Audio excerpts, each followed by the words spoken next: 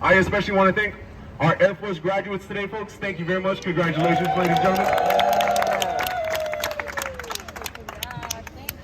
Now, we're roughly going to be spending the next, I want to say, about 2.5 hours together, folks. And I hope you brought enough alcohol for that, enough water. I'm just messing with you, folks. It's 2.5 miles. Now, throughout these tours, I do have some safety tips. I want you to follow along. My number one rule on these tours is no standing whatsoever. If you stand up on my boat today, I'm not going to do anything about it, okay? I'm pretty relaxed. I'm pretty chill. Now, my second rule is no smoking on the Riverwalk. It is a $200 fine if you're caught smoking on the Riverwalk. That means cigarettes, cigars, jewels, vapes, black tobacco, chew, Tide Pods, anything like that, all right, folks? No smoking it. Number 3, keep everything inside the boat at all times, folks. I see some of y'all have some really nice phones. If you want us to take it home with you today, keep it inside the railings. And last but not least, if you find yourself in the San Antonio River, do not panic. Do these 2 life-saving skills for me. Stand up, walk out. That's all you gotta do. It's only 3 feet deep, all right, folks? Now, start off with the tour. As soon as we exit this bridge right here, I want y'all to do me a favor.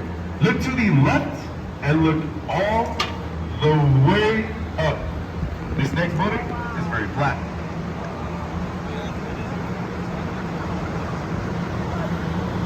This right here, ladies and gentlemen, is known as the Knicks Hospital. The Knicks Hospital opened up their doors back in 1903. This was the first full-functioning hospital in the United States to have central air conditioning, and it also had a bar in the basement.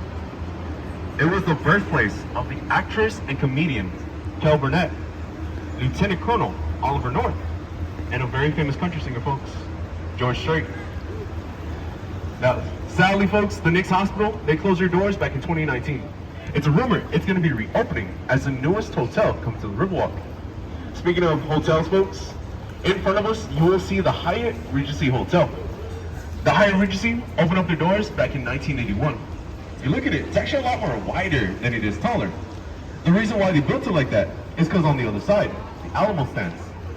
The Alamo is a very famous war memorial, and it's a federal law to cast a shadow on any war memorial. That's why they built this Hyatt Regency Hotel only at 16 stories high. Now, by any chance, folks, have y'all gone to see the Alamo today? Anyone? Okay, some people. Does anyone want to go see it? Okay. If you do, folks, you can actually go through these doors right here on the left-hand side. You're going to see it says the Shops of Paseo de Alamo, the passageway. Go through the Hyatt Regency Hotel. When you exit out the other side, on your left, there's going to be a beer garden. On your right, there's a waterfall. And in front of you, there's a stairway. If you're like Captain John, y'all are going to make a stop at the beer garden real quick, okay? Get a couple beers in you. Afterwards, go up those stairs. The Alamo's right in front of you, folks. Simple as that. Do y'all like to gamble? Anyone like to go to casinos? Alrighty, I like it. Me too, don't worry. Coming up right here on the right-hand side above the Saltgrass Steakhouse. This is what we call the Casino Club Booty. They opened up these doors back in 1927. Now, I do want to apologize, folks, because unfortunately, this was never used as a casino. It got its name by the 2 local societies that came together, the Casino Associations and the San Antonio Club. That's how it got its name. So sorry, man. It's actually an apartment complex. But this is where Alex Haley, the author of the famous book Roots, he stayed here while he wrote the book. Now, what we're entering right here, folks, as we enter this bridge, we are entering the famous River Square. It's a really great place, especially when you want to get your phones out, get your Facebook Live videos, TikTok videos, Snapchats, Twitters, MySpace, whatever you have nowadays, all right, folks? Down here, we have a really large selection of foods. We have Tex-Mex. We have steakhouses. That's it, actually. I'm not going to lie to y'all. Okay, just Tex-Mex and steakhouses down here. Y'all like margaritas, folks? Anyone? Alrighty. Right here on the left-hand side, this is called the Agave Bar.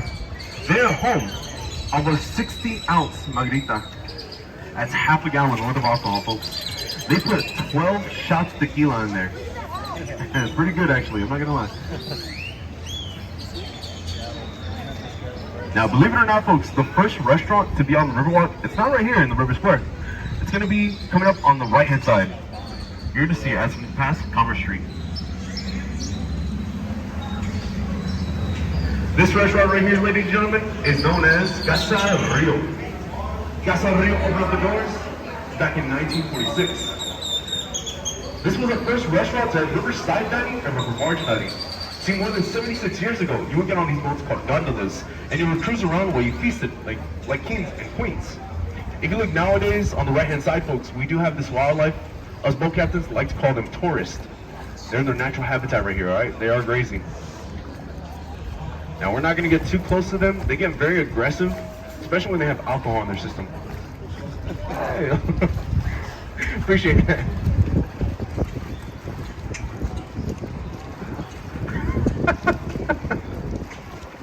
I hope y'all heard that, folks. He started growling. Yes. Now, as we're entering this tunnel right here, folks, this is the man-made extension of the Riverwalk. I do like to start knowing my people, my guests on these boats, okay? So I'm gonna ask a few questions.